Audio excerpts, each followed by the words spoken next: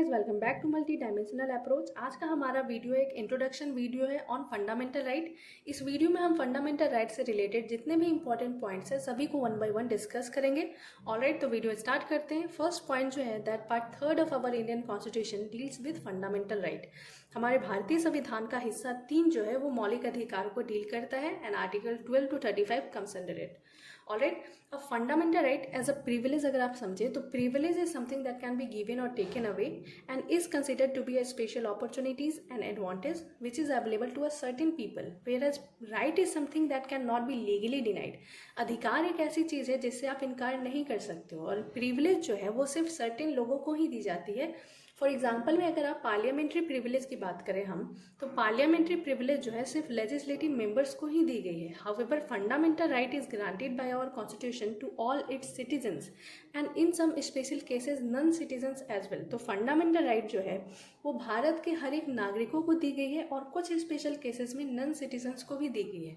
ठीक है, तो अगर हम बेसिक डिफरेंस समझें बिटवीन प्रिविलेज एंड राइट में, तो privilege is an absolute right.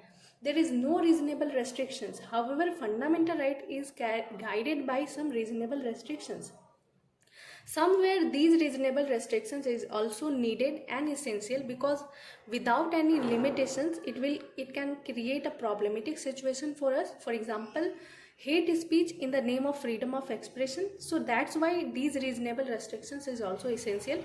But make sure that the ground of these reasonable restrictions should be legally, not arbitrarily. Alright, अब हम देखेंगे कि क्या फंडामेंटल राइट में अमेंडमेंट पॉसिबल है। इज फंडामेंटल राइट अमेंडेबल और नॉट।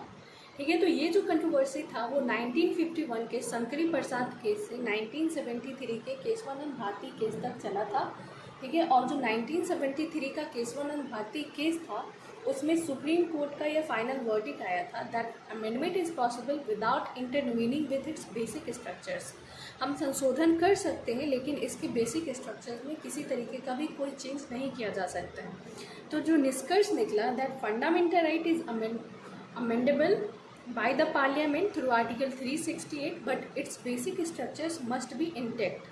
अगर आप बेसिक स्ट्रक्चर्स का एग्जांपल समझे तो जो सुप्रीमेसी ऑफ कॉन्स्टिट्यूशन है, federal system, free and fair election, these alls are comes under basic structures. Alright, ठीक है, तो नीड्स ऑफ फंडामेंटल राइट में फर्स्ट पॉइंट है for overall development. Fundamental right is essential for all round development.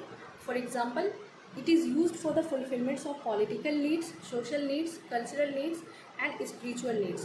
next है for democracy because fundamental right promote the idea of political democracy। next है to ensure liberty। liberty is something which is related to freedom।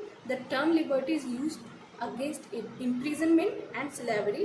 equality means samanyata, equal opportunities and status। fraternity is something, it's a kind of feelings of friendshipness among the same group of people। fraternity ensure करता है same group of लोग के बीच में भाईचारा की भावनाओं को। Alright, next है to secure dignity of life. Fundamental rights uphold dignity of an individuals. So when I talk about dignity, how can I not talk about discriminations. हम बात करते हैं इक्वालिटी की, फ्रीडम की, बट अगर आप ग्राउंड लेवल पे देखें then you get to know that discrimination is still prevail in our society, specially in the village areas. Women are being domestically violated in their own home। They are still deprived from their political rights। अगर हम गांव में महिलाओं की status की बात करें तो वो अपने ही घरों में उनका एक्सप्लॉयटेशंस होता है। Even they can't express their feelings, they can't express their opinions in front of their family members. आज भी वो अपने अधिकारों से वंचित हैं। So being a women, this is our responsibility to aware the womens, aware them about their rights. However, there are several government initiatives which work on the empowerments of women। So I kindly suggest all the women and the girls, those who belongs to toxic families, raise your voice because no one is going to fight for you। You have to fight for yourself। Stop being violated and create your own identity। Stop being just someone's daughter, someone's sister, someone's wife, because it doesn't matter who your father is, it doesn't matter who your brother is, it doesn't matter who the man in your life is। you need to be responsible for yourself and that's why fundamental right is very essential because it provide us right to live our life in a dignified way।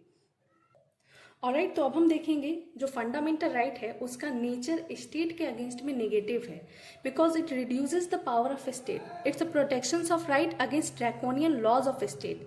Fundamental right somewhere more और less state के powers को reduce करता है, and that's why जो nature है fundamental right का state के against में वो नेगेटिव है। ये हमें प्रोटेक्ट करता है against draconian laws of state. Draconian laws अगर आप समझे, that law which are inconsistent with the constitutions and not in a favour of public interest, that laws are considered as draconian laws. So that's why fundamental right का जो nature है, nature for state is negative. Alright, अब हम देखेंगे fundamental right जो है वो justiciable है and enforceable by the court और judiciary. Justiciable means in case of violation of fundamental right we can approach to high court and supreme court. अगर हमारे फंडामेंटल राइट में किसी तरीके का भी वायलेशन होता है तो हम कोर्ट में पिटिशंस फाइल कर सकते हैं। Even judiciary have no right to violate the fundamental right. Alright, अब हम देखेंगे फंडामेंटल राइट्स इंस्पायर्ड कहाँ से है। तो फर्स्ट पॉइंट है USA bills of right 1776। USA का जो बिल्स ऑफ राइट आया था 1776 में, उसमें एक स्टेटमेंट दिया गया था that all mans are politically free and independent by nature. तो कहीं ना कहीं जो आइडियोलॉजी है ऑफ फ्रीडम का वो यहीं से इंस्पायर्ड है।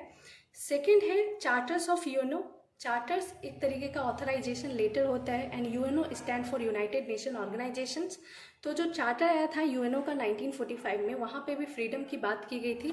तो जो फ्रीडम वाला आइडियोलॉजी है वो यहीं से इंस्पायर्ड है। नेक्स्ट है Motilal Nehru committee report 1928। Motilal Nehru committee report जो आई थी 1928 में, वहाँ पर reservation of seats for minorities group की डिमांड की गई थी। तो जो इक्वालिटी वाला कंसेप्ट है वो यहीं से लिया गया है। तेज बहादुर सप्रू कमेटी 1945, इसमें भी माइनॉरिटीज़ ग्रुप के लिए इक्वल ट्रीटमेंट्स की डिमांड की गई थी। ऑलराइट, तो अब हम देखेंगे types of right. There are mainly 6 types of fundamental right. First है राइट टू इक्वालिटी, जो आर्टिकल 14 to 18 में दिया गया है। सेकेंड है राइट टू फ्रीडम, जो आर्टिकल 19 to 22 में दिया गया है। थर्ड है राइट अगेंस्ट एक्सप्लॉयटेशंस। फोर्थ है right to religious consequences. Fifth है माइनॉरिटीज़ राइट्स। सिक्स है राइट टू कॉन्स्टिट्यूशनल रेमेडीज़। इन सारे आर्टिकल्स को हम 1 by 1 कवर करेंगे डिटेल तरीके से। ऑलराइट, एक नोट है that fundamental right is the Magna carta of India. Fundamental right को मैग्ना कार्टा ऑफ इंडिया भी कहा जाता है। मैग्ना कार्टा अगर आप समझे तो it is similarly like as declaration और चार्टर्स ऑफ राइट। डिक्लेरेशन मतलब एक घोषणा पत्र है अधिकारों का। फैक्ट है इससे related that first Magna carta of world UK में डिक्लेयर किया गया था 1215 में, and first time monarchy accepted rights of citizens in UK. पहली बार यूके की गवर्नमेंट्स ने सिटीजन्स के राइट को एक्सेप्ट किया था। ऑलराइट, तो मिलते हैं हम अपने नेक्स्ट वीडियो में, तब तक के लिए जय हिंद, थैंक यू।